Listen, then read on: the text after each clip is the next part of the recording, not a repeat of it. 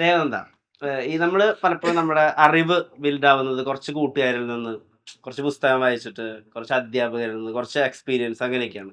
അപ്പൊ കൂട്ടുകാരെ ചൂസ് ചെയ്യുമ്പോൾ, ഇപ്പൊ ധ്യാൻ ചേട്ടനെ പോലത്തെ ഒക്കെ ഒരു കൂട്ടുകാരനെ ചൂസ് ചെയ്യുമ്പോഴൊക്കെ ദേവനന്ദ എന്താ ശ്രദ്ധിക്കുന്ന അവരിൽ? നമ്മള് യൂഷ്വലി ഫ്രണ്ട്സിനെ ചൂസ് ചെയ്യുമ്പോൾ നമ്മുടെ കൂടെ നമ്മളെ അണ്ടർസ്റ്റാൻഡ് ചെയ്യുന്ന, അല്ലെങ്കിൽ നമുക്ക് ഒത്തിരി അവരുടെ കൂടെ സമയം സ്പെൻഡ് ചെയ്യുമ്പോൾ നമുക്ക് സന്തോഷം കിട്ടുന്ന, അല്ലെങ്കിൽ അവരിൽ നിന്ന് നമുക്ക് ഒത്തിരി കാര്യങ്ങൾ പഠിക്കാൻ പറ്റും. ഫ്രണ്ട്സിൽ നിന്ന് നമുക്ക് ഒത്തിരി കാര്യങ്ങൾ കിട്ടും. പിന്നെ അവർക്ക് നമ്മൾ എന്ത് പറഞ്ഞാലും, ഇപ്പൊ നമ്മൾ എന്ത് വിഷമം പറഞ്ഞാലും സങ്കടം പറഞ്ഞാലും അവർക്ക് മനസ്സിലാകും വേഗം. ഇപ്പൊ എനിക്ക് എന്തെങ്കിലും സങ്കടം വന്ന എന്റെ ഫ്രണ്ട്സിന്റെ അടുത്ത് പറഞ്ഞാൽ അവർക്ക് വേഗം മനസ്സിലാകുമായിരിക്കും. സങ്കടങ്ങളുണ്ടോ നിന്റെ അങ്ങനെയല്ല, വലിയ സങ്കടങ്ങളല്ലേ. ഇപ്പൊ എന്താ നിങ്ങളെ സങ്കടങ്ങൾ? ഒരു സങ്കടം ഈ പ്രായത്തിൽ എനിക്കൊന്ന് കേൾക്കാൻ വേണ്ടിട്ട്. നിങ്ങൾക്ക് ആർക്കും സങ്കടം ഇല്ലായിരുന്നു ആ പ്രായത്തില്? വേറെ ഒരു ബിരിയാണി ലൈക്ക് പീസ് കിട്ടിയില്ല. അതിപ്പോഴും അതൊക്കെ നമ്മളെ സങ്കടങ്ങൾ. ഞാൻ പറയണ ഇപ്പൊ ഉള്ള ഇതിലെന്താ എന്തൊക്കെയാ കഴിഞ്ഞ അടുത്ത കാലത്ത് ഒരു സങ്കടം എന്താ മനസ്സിൽ തോന്നിയ ഒരു വേദന? ഇപ്പൊ ഇതിപ്പോ ചേട്ടൻ ഞങ്ങൾക്കൊന്നും അറിയണം. അല്ല അറിയാനുള്ള ഇപ്പൊ സങ്കടം എന്ന് പറഞ്ഞ ഇപ്പൊ എനിക്ക് ഭയങ്കര മനസ്സിന് ഈ ഇറാൻ ഇസ്രായേൽ യുദ്ധം ഭയങ്കര മനസ്സിലുണ്ടാക്കി.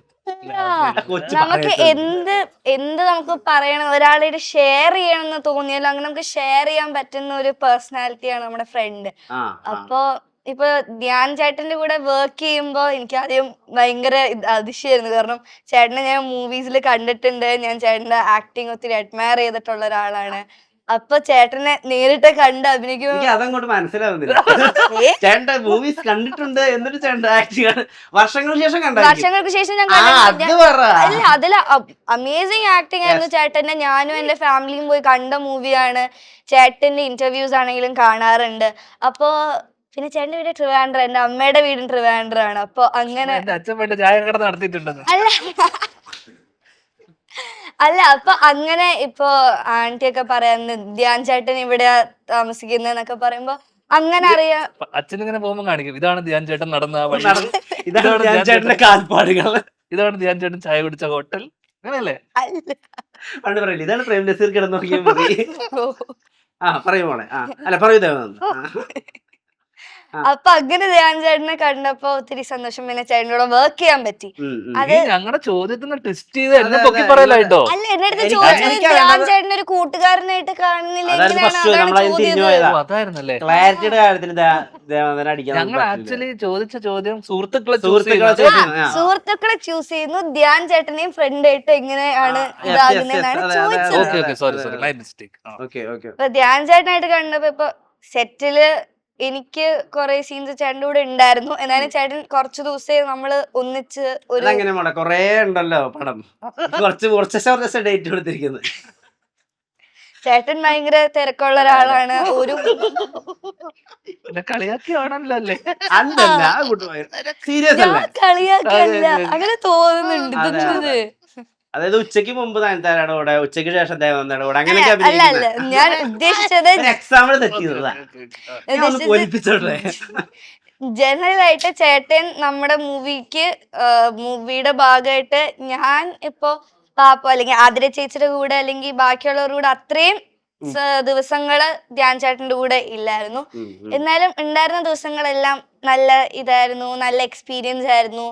ചേട്ടൻ ഞാൻ ഇന്റർവ്യൂസിലൊക്കെ കാണുമ്പോ ഭയങ്കര കളിയും ചിരി, ഇപ്പൊ ഭയങ്കര ഫണ്ണി ആണെങ്കിലും പക്ഷെ മൂവി സെറ്റ് വരുമ്പോ ഭയങ്കര പ്രൊഫഷണൽ ആയിട്ടുള്ള ഒരാളാണ്. അത് കാരണം നമുക്ക് ഒത്തിരി അഡ്മയർ ചെയ്ത് പഠിക്കാൻ പറ്റുന്ന ഒരു കാര്യമാണ്. കാരണം സെറ്റില് ഓൺ ടൈം എത്തും, എന്ത് വന്നാലും ഓൺ ടൈം ആയിരിക്കും. അത് ഭയങ്കര സത്യമാണ്. കാരണം അത് സത്യം, കാരണം അത് വലിയൊരു കാര്യമാണ്. സാധാരണ അങ്ങനെ ലേറ്റ് ആയി വന്ന രണ്ട് നടന്മാർ പറയൂ.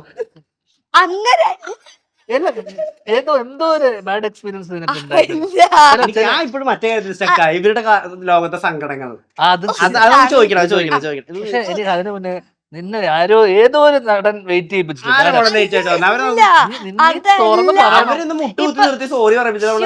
അങ്ങനൊന്നും ഇല്ല, ഓൺ ടൈം വരാത്ത നടനാണ്. അതല്ല, നമ്മുടെ ഡയറക്ടർ അങ്കിൾ തന്നെ പറയുന്നുണ്ട്.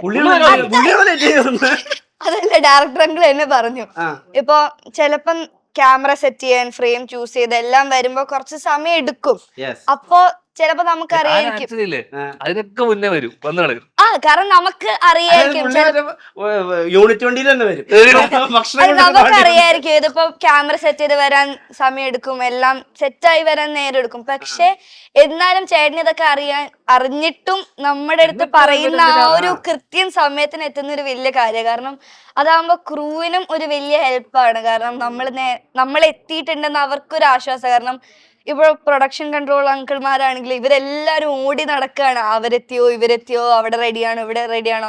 അപ്പൊ എല്ലാരും സെറ്റിൽ ഉണ്ടെന്ന് പറയുമ്പോ അവർക്കൊരു സമാധാനമാണ്. അപ്പൊ ചേട്ടൻ ആ കാര്യത്തിൽ എനിക്ക് തോന്നുന്നു ക്രൂവിന് അത്രയും ഒരു ടെൻഷൻ ഒന്നും കൊടുത്തിട്ടില്ല. കാരണം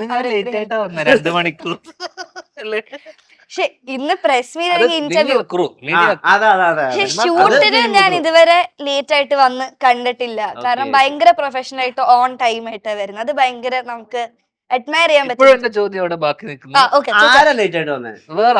അയ്യോ അങ്ങനല്ല ഞാൻ ഉദ്ദേശിച്ചേ. ടെൻഷൻ ഫ്രീ ആക്കുന്ന ധ്യാൻ ചേട്ടൻ, പ്രൊഫഷണൽ ആയ ധ്യാൻ ചേട്ടൻ. അതെ അതെ, ഭയങ്കര അല്ല മറ്റേ നിങ്ങളുടെ ലോകത്തെ സങ്കടങ്ങൾ പറ. എന്താ നിങ്ങളുടെ ഞങ്ങളുടെ ലോകത്തെ സങ്കടങ്ങളോ?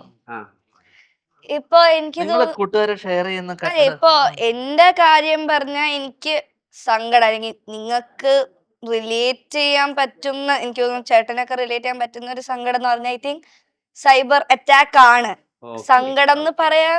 അയ്യോ എനിക്കത് ഏറ്റവും റിലേറ്റ് ചെയ്യാൻ പറ്റുക ഓപ്പൺ ഹൈബർ എന്നൊക്കെ വിളിക്കുന്നത്. അത് നോളന്റെ ഒരു സിനിമയല്ലേ? അത് ബോംബ് പൊട്ടിക്കുന്നോണ്ടാ. അത് സൈബർ അറ്റാക്കിനെ പേടിക്കരുത്.